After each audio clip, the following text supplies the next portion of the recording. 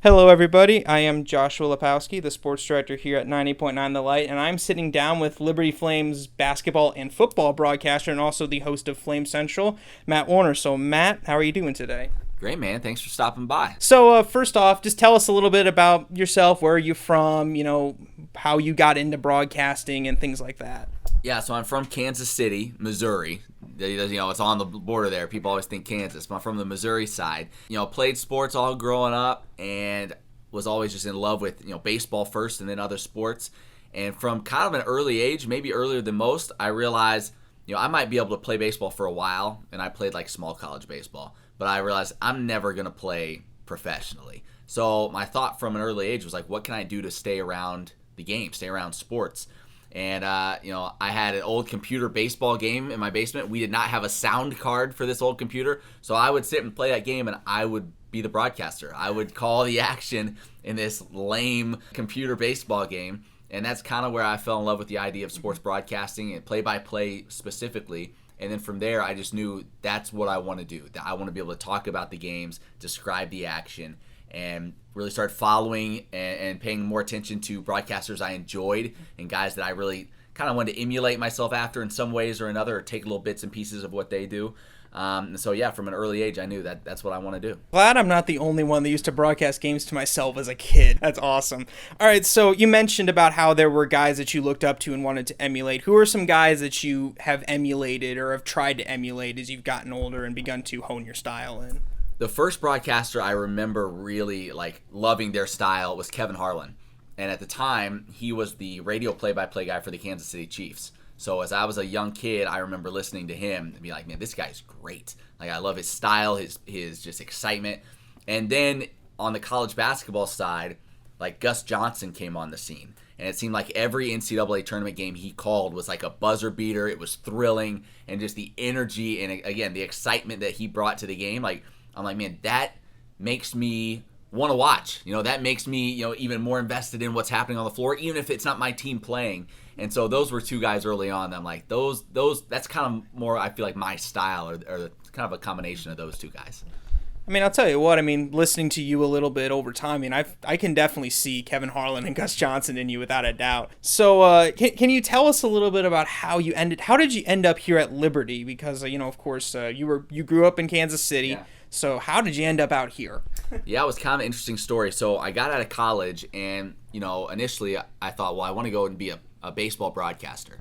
Well, I played small college baseball, so I never got to actually broadcast any baseball in college. I did some football and basketball. And when you graduate, it's in May, so nobody's hiring baseball broadcasters in anyway. They're in the season. So I'm like, all right, maybe I need to go just get my foot in the door and do TV. So I was a sports anchor in Tyler, Texas, small market. Got my start there for a couple of years. Then ended up going up to Fargo, North Dakota for a little while as a sports anchor up there. And then back to where I went to school in Springfield, Missouri. And so I was a sports anchor there for a few years on the TV side. But my contract was coming up. It just wasn't really working out. And so I'm kind of looking what's next. And I just randomly came across some Twitter post for sports anchor Liberty University. The only thing I knew about Liberty was I knew DC Talk had gone to Liberty. I knew nothing else. I thought maybe it was in DC. I didn't know anything about it. But one thing kind of led to another. I applied, and at the time, the guy that was in charge of hiring had gone to my little college in Missouri. So there was a little bit of a connection there. It just kind of all worked out, and that was almost 7 years ago now that I came out here, fell in love with it, and the opportunities have continued to grow. I wasn't supposed to do play-by-play or TV or broadcasting live sports. I just came to do the show, which then was Game On. We helped start that.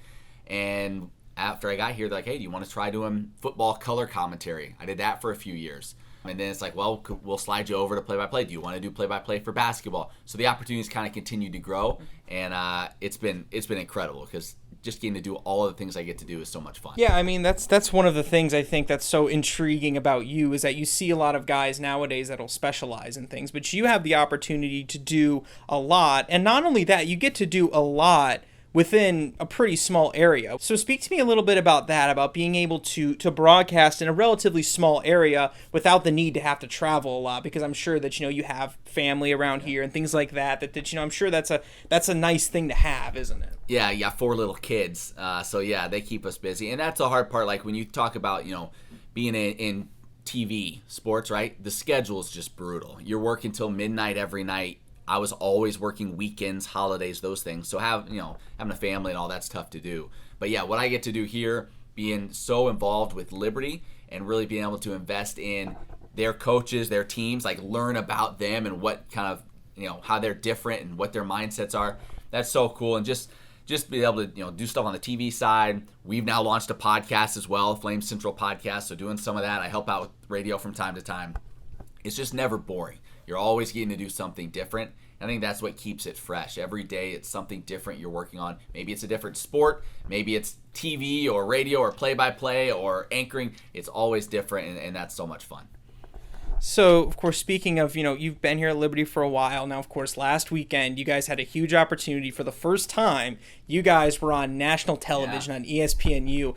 Can you tell us a little bit about how that ended up coming down? Of course, because it came down kind of last minute. How'd that come down, and what was that like to be on national TV? Yeah, it was totally last minute. The game that was supposed to be on was Charlotte. I can't remember if it was Georgia Southern or Georgia State, but they had tested positive for COVID, had some positive tests, which turned out after the fact were completely wrong. They were false positives, so they should have played, but they didn't. They canceled the game, and so it's like Friday afternoon. We think we're going to be on ESPN3. It's going to be a pretty standard broadcast, and we get a call that, hey, this is going to ESPNU, and had there been more like time to prepare, they may have sent their own broadcasters or had their own broadcasters call it remotely, but there really wasn't time. So they said, this is all on Liberty. Like, all the production side, the broadcasters, everything, you guys have to carry this.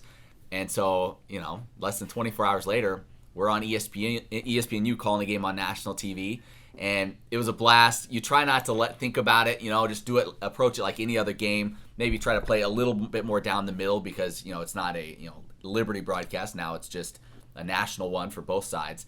But the best part and the moments when you knew it was different was when you're doing a read for Monday Night Football, or you're doing a read for the NBA, Eastern Conference Finals and the NBA playoffs. Like, that's when it felt like, okay, this is the big leagues. This isn't. We're not doing some of the local company here in Lynchburg. Now we're talking about the biggest sporting events in the country. Like, this is kind of cool, and it was an absolute blast. Had to be just a dream come true for you to be able to be on that big of a network. So I want to talk about how, of course, you mentioned you're from Kansas City. Yeah. So I got to ask you about the Super Bowl this year.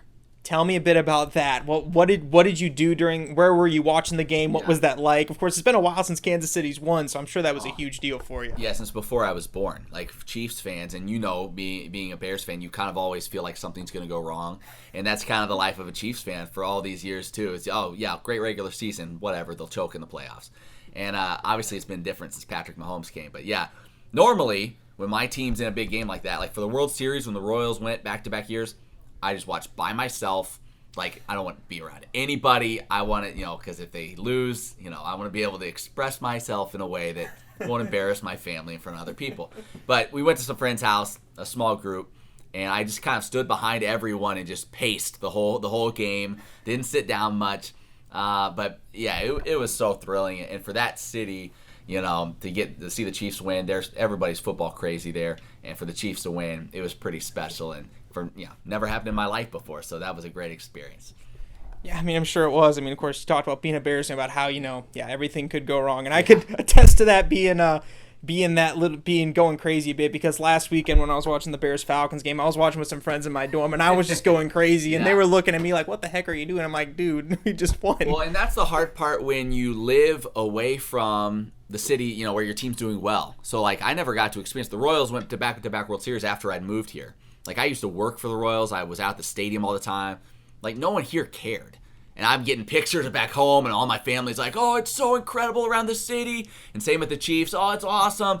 And here everyone's like, so what? Like, no one cares. So that is the downside. When you're not in your hometown, when they do well, you feel like you're on an island, and you're the only one that cares about the success. So, you mentioned how you worked for the Royals. Can you elaborate on what you did while you were with the Royals during that time? I had 2 jobs. I was a stadium tour guide, so I did that for a couple of different stints, and that was a blast. Just getting to show groups around, and I think that helped with my broadcasting, honestly, as well.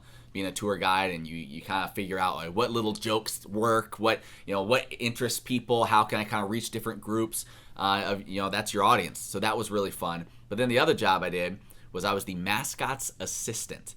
So the Royals have a mascot, Slugger. He's a lion. And the guy that was the mascot went to my church. So I would be his assistant for all home games for a couple of seasons. So basically what that would entail is me following him around during the game, telling kids not to pull his tail. That's a big one. And then they would have like the hot dog launcher where they shoot hot dogs. I would be in charge of kind of setting that all up. Any skits they would do, like on the Jumbotron, like I'd dress as a Yankees fan when they would come into town and they would show me on the Jumbotron. Everyone would boo, and the mascot would come, dump water on me or throw me in the little kiddie pool in the outfield. So I got to do a lot of that stuff, and that was like, for a college kid, like that was the greatest job in the world. You get to be at the ballpark every single night. You get to be around these athletes in a small way. And you get to eat all the leftover chicken fingers from the concession stands, after the 8th inning. So it was the best job, probably. I don't know how you could have a better job. It was just nonstop fun. In your time at Liberty, of course, the motto for Liberty, of course, is training champions for Christ here at Liberty. So in a sense, when you're doing, broadcasting, you guys, like in your little ecosystem, how do you guys, and even not just you guys, but people that are on the radio, like people like Alan York or people like that, how do you guys try to be champions for Christ and train champions for Christ while you're here? Yeah, that's a great question. I think so. We do it, I see it as a couple of ways. First off, our show, Flame Central, we tell stories of athletes, but we're going deeper. We want to tell the faith side of it. And I feel like there's not a lot of that out there in sports media. We get the opportunity to tell those stories that dig into like, okay, you went through this really tough time in your life, but your faith was so important and you grew during that time. And we get to tell those stories that hopefully encourage other people in their faith, or also just introduce them to Christ through these stories in some ways. So that's one way.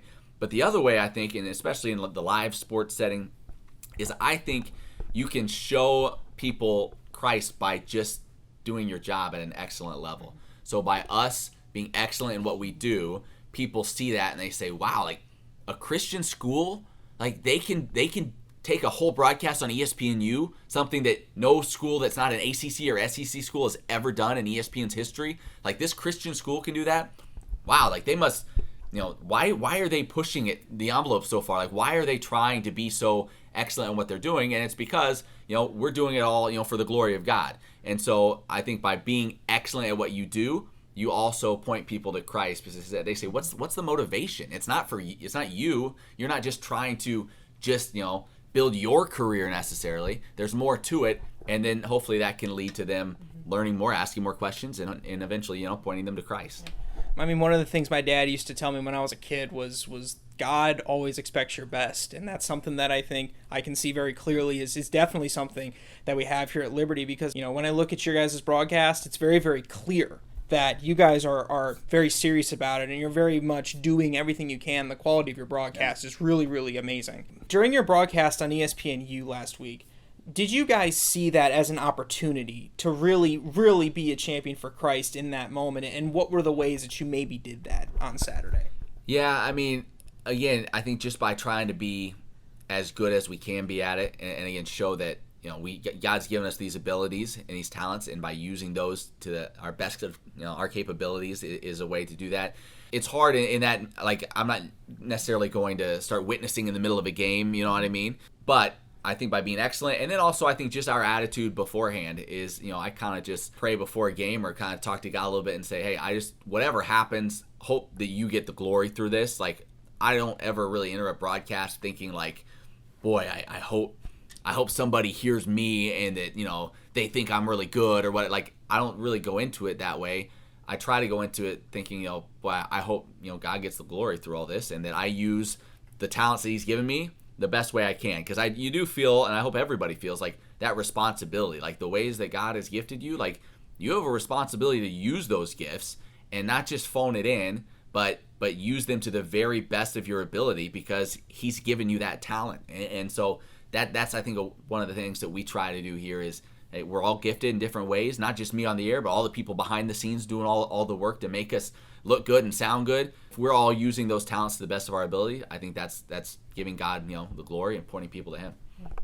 Yeah, absolutely. Well, Matt, thank you very much for your time this week. A great interview. Thank you very much, and good luck in throughout the rest of the season. You got another game on ESPNU coming up, and I believe it's next Saturday, I believe. So, yeah, good luck with that, and wish you nothing but the best. Appreciate it. Great talking to you.